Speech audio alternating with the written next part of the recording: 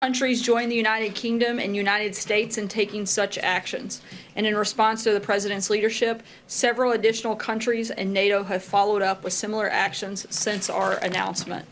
As of this morning, over 25 countries all around the world have expelled 150 Russian intelligence officers hiding under diplomatic cover in their countries.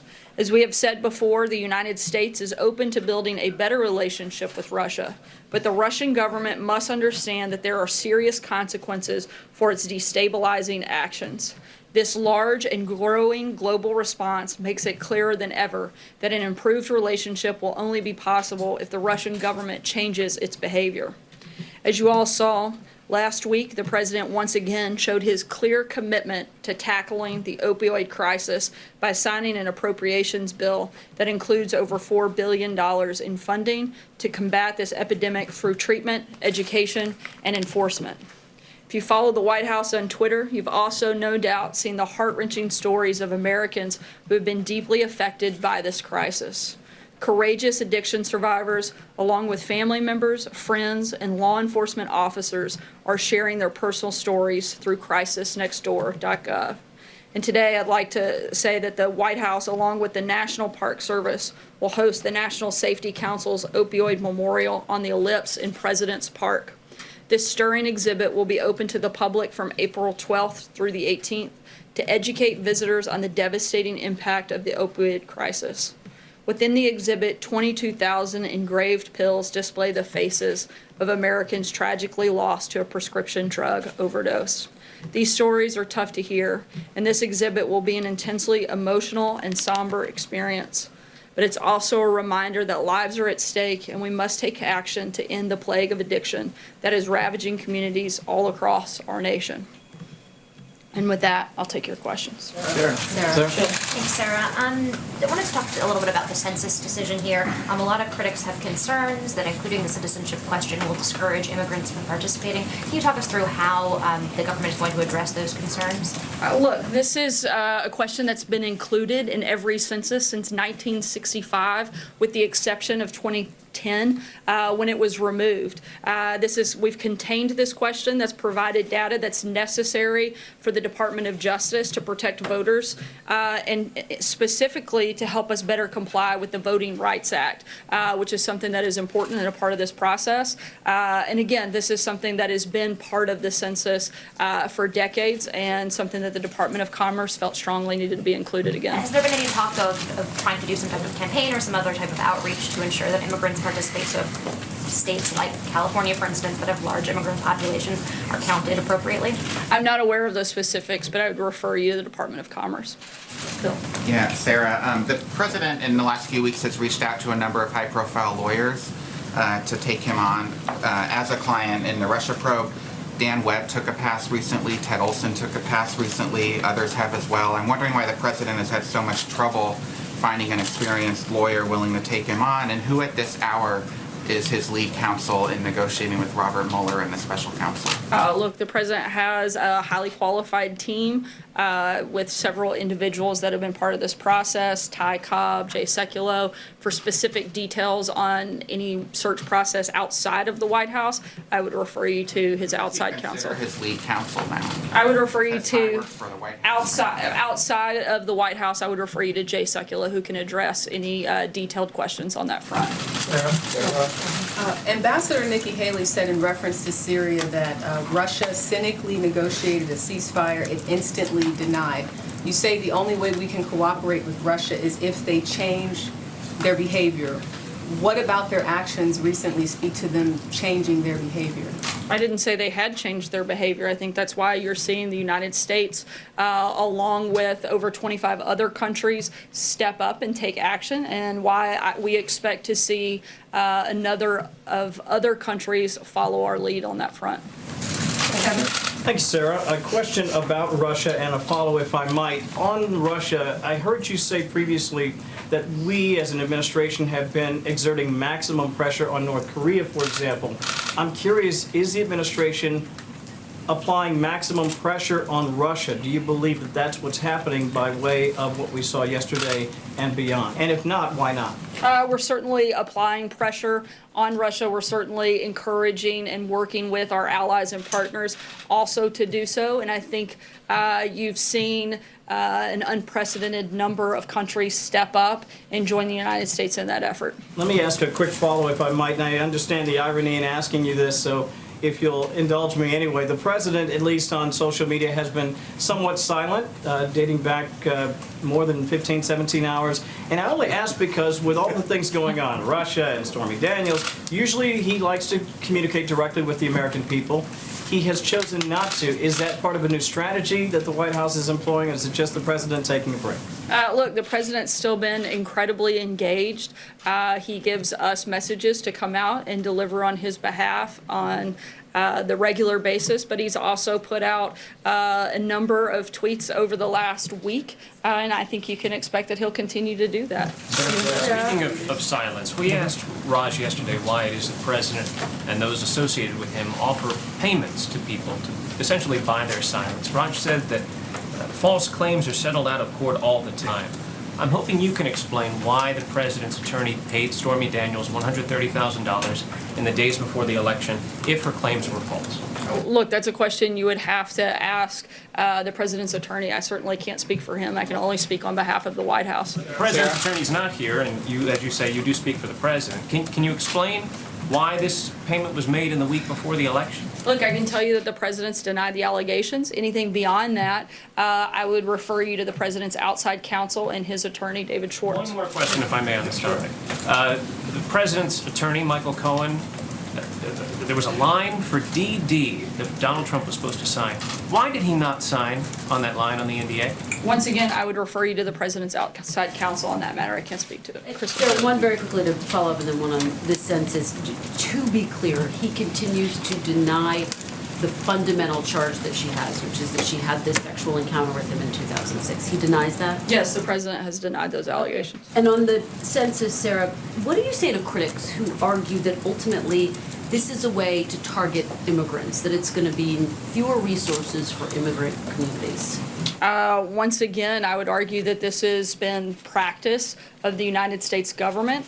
The purpose is to determine individuals that are here. It also helps to comply with the Voting Rights Act. Without that information, it's hard to make those determinations, and that information needs to be gathered, and it has been part of the United States Census every time we've had a census since 1965, with the one exception of the 2010 census. Well, but there's a sense that ultimately this is going to disproportionately affect blue states. Do you acknowledge as much when you talk about voting rights? I think that it is going to determine the individuals in our country and provide information that allows us to comply with our own laws and with our own procedures. This ultimately determines how resources are allocated. So doesn't this mean fewer resources are going to be allocated to immigrant communities? That's one of the big concerns. No, I mean, I think we have seen this in practice before, and this is something that the Commerce Department feels should be part of the census. And for anything specific and further information, I'd refer you to them. I wanted to ask one about the wall, but first, the president's meeting now, or just finished a meeting with Treasury Secretary Mnuchin, and I'm wondering if you could talk a little bit about what was on the agenda for that meeting, and specifically if they're discussing the president's request to find new ways to limit Chinese technology investments. We know that that's something that certainly has been on the forefront of his mind lately. I don't have any specific announcements on that. The president spoke with the secretary on a number of issues, trade, certainly the economy. There were quite a few topics that were discussed, but beyond that, I don't have any specific detail to share at this point. On the wall, I wanted to ask about the president's tweet over the weekend about the military building the wall, and I'm wondering if the president believes he can reprogram funds from the Defense Department for wall construction without a vote of Congress, or if he's asked anybody at the White House to examine that, and what military programs that were included in the omnibus that he would he could see cutting in order to pay for what he says is a defense priority in the wall. Yeah, I can't get into the specifics of that at this point, but I can tell you that the continuation of building the wall is ongoing, and we're going to continue moving forward in that process. I want to follow up on that and then something else you said earlier. But did that tweet this weekend, does he mean that he wants the military to pay for the border wall? Can you speak generally to that? Again, I'm not going to get into the specifics of that, but I can tell you that the wall is continuing to be built currently, and we're going to keep pushing forward until it's fully completed in the way that the president feels is necessary to defend the country. And isn't it true at this point that Mexico is just not going to pay for that wall? I'm not going to go beyond what the president's already said. I think he still has plans to look at potential ways for that to happen. You had said earlier that the president gives you messages to come up here and convey to the American people. Have you sat down with the president to talk about Stormy Daniels? What has he told you that he wants us to know about this topic? As I just said, and as we've addressed on a number of times, the president has denied these allegations, and I don't have anything else further to add on that front. You've also called him a counterpuncher many times. Why is he not punched back on this one? Look, the president, I didn't say he punches back on every single topic. If he did, he would probably be addressing a lot of the stories that most of you write every single minute of every single day. He also has a country to run, and he's doing a great job with that. That's why the economy is booming. ISIS is on the run. We're remaking the judiciary. He's focused on pushing his agenda through. Sometimes he chooses to specifically engage and punch back, and sometimes he doesn't. Aisha. Thank you. So dozens of Chinese naval vessels and an Chinese aircraft carrier participated in exercises in the South China Sea in a large show of force. Does the U.S. have any response to these exercises that they're participating in?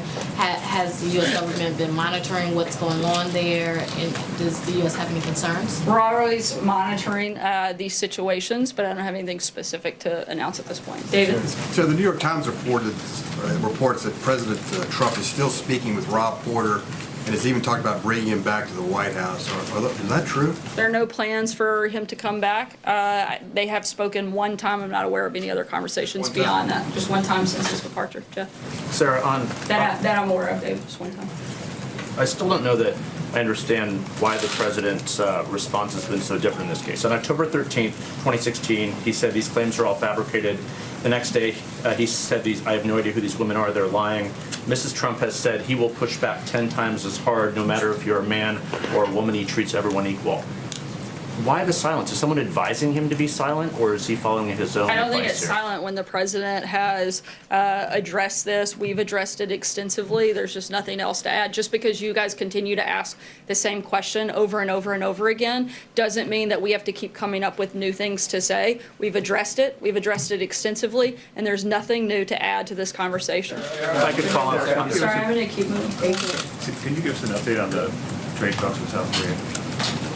Sure. We have come to an agreement in principle, and we expect to roll out specific details on that very soon. John? Thanks a lot, Sarah. Back to the border wall, which of course was one of the president's biggest campaign promises. $655 billion has been earmarked for defense spending in the omnibus spending bill, and the president appears to believe that he can take some of that money to build the border wall with Mexico. Is the president aware that he would be overstepping his executive authority if he did such a thing without congressional approval? As I said, I don't have any specific announcements or details on that front at this Has point. the White House counsel informed him that, notwithstanding that tweet that he put out over the weekend, it may be unconstitutional to do what the president is contemplating? The president would certainly work with White House counsel to make sure any action he takes is fully within his rights and his executive authority. Fred? Thanks, Sarah. On Kim Jong-un, has President Trump been briefed on the North Korean leader's reported trip to China? And does this affect the way in which he is preparing for a potential summit with Kim Jong-un in the future? The president is obviously being kept up to speed on a number of fronts when it comes to North Korea and preparations. But as of right now, I'm not in a position to confirm or deny those reports from the podium. And if I could follow up briefly on the question about the border wall, could you give us a few specific ways in which the president is still considering having Mexico pay for the wall? I think a lot of the base is wondering, and a lot of his supporters have come out and asked questions. People such as Ann Coulter have said that the president is not keeping his promise on this. So I'd like to ask you, what ways is he considering to have Mexico pay for the wall? When we have an announcement on that, I'll let you know. John? Thank you, Sarah.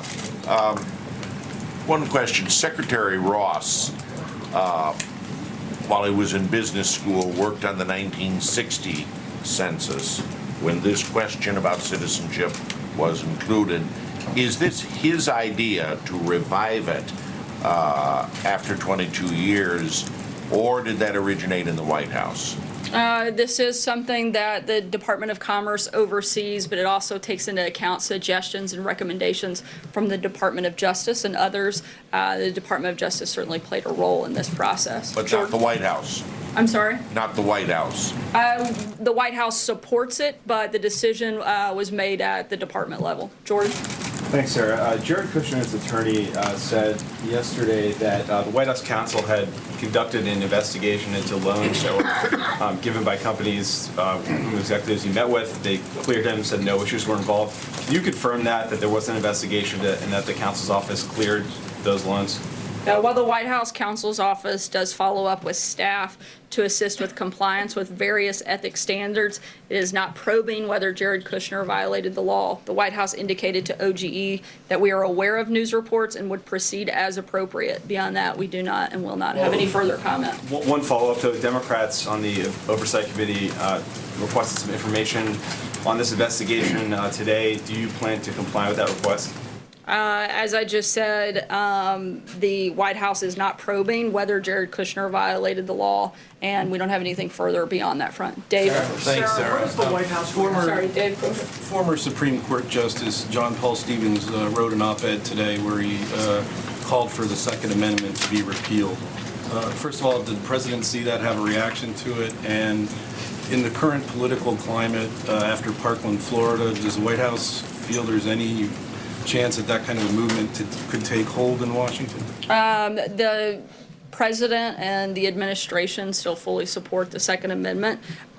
We think that the focus has to remain on removing weapons from dangerous individuals, not on blocking all Americans from their constitutional rights. David? Sarah, most people, the former President Jimmy Carter said on CBS that most people want to see a president with some basic moral values.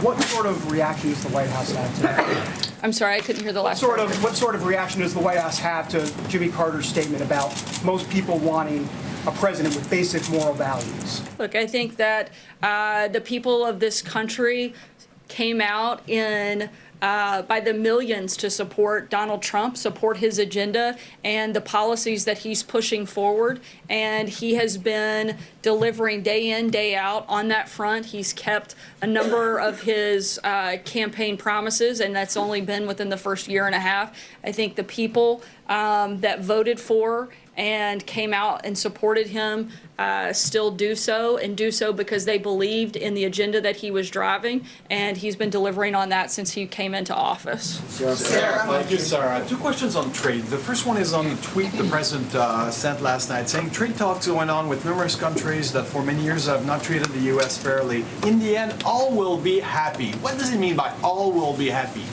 We're continuing to negotiate with a number of different leaders and countries to make sure that we have good deals, but primarily that American workers and American trade deals are actually good for this country. But the president wants to continue working with a lot of our partners and allies to make sure that both sides have success in our trade negotiations. Both sides, the partners and the U.S. Yeah, certainly the president's priority is going to be protecting American workers and making sure that there's a good deal for this country and for our economy. That's his top priority, but he certainly wants to be able to have good relationships with other countries and continue to work with them on a number of different fronts, even while these trade negotiations are ongoing. And the press release on the conversation he had with Prime Minister Trudeau yesterday focused on the Russian diplomats, but on the Canadian side, they also said that they discussed NAFTA and that the Canadian Prime Minister reiterated his belief that the two countries would benefit from an agreement quickly signed. Does the president share this point of view that things should go faster from now on? Look, we want to continue to work with our Canadian partners, but at the same time, like I just said, the president is focused on making sure that it is a deal that is good for this country. He wants to be able to continue working with Prime Minister Trudeau, and we're going to keep pushing forward and hopefully have an announcement on that front soon. I'll take one last question.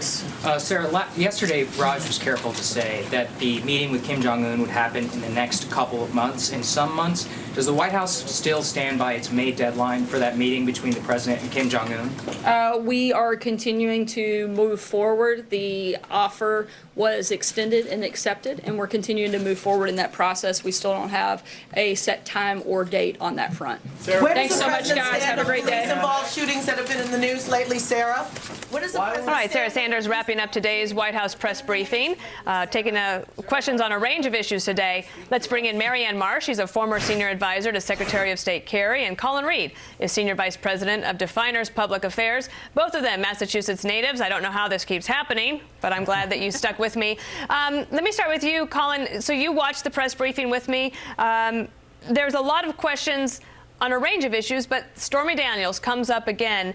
And Amy Walter had a tweet yesterday, and she's from the Charlie Cook's shop, and she wrote, "One reason why media gets low ratings, nonstop coverage of Stormy Daniels. Little to none on top issue for Americans, healthcare, prescription drug cost, and access. Which one do you think matters more to their day-to-day lives?" I mean, I don't blame the media for covering a story, any story, but will this have any ramifications on voters' minds?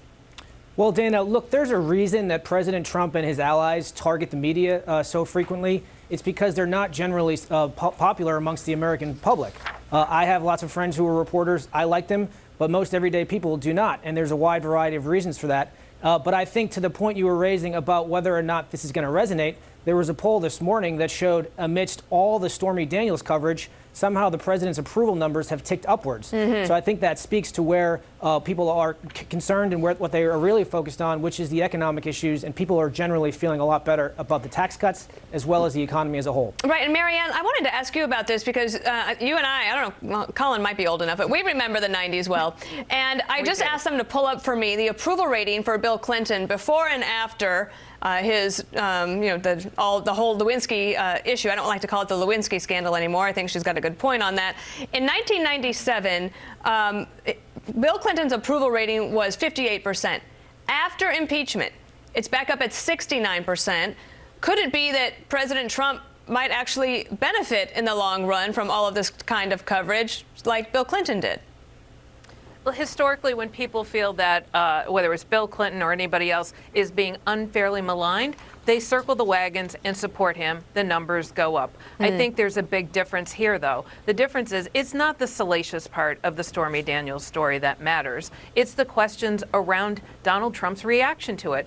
It was the fact that we knew much about his personal life going into the election. Yet 11 days before the election, he's trying to silence her with a $130,000 payment.